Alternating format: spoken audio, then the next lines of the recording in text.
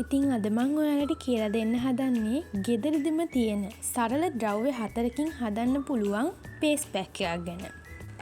මේකට අපිට මුලින්ම ඕන වෙනවා කඩල පිටි.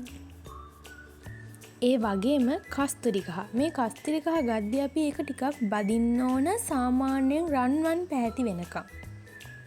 ඒ වගේම කෝපි. යෝගට් ඕන වෙනවා. මේ හතර තමයි අපිට ඕන වෙන්නේ. ඉතින් දැන් අපි මේ ටික පැත්තකින් තියාගෙන බ්ලෙන්ඩර් කප් එකක් අරගෙන ඒකට මුලින්ම කෝපි කුඩු එක් කරගමු. ඊට පස්සේ කස්තුරි කහ, ඒ වගේම කඩල පිටි. ඉතින් මේ ටික ගද්දි සමව තමයි ගන්න ඕන. ඔයගොල්ලන්ට සතියකට ඇති වෙන්න ගන්න. දැන් අපි යෝගට් එක එක්කහු කරගමු. ඊට පස්සේ ඕගොල්ලෝ මේක බ්ලෙන්ඩ් කරගන්න.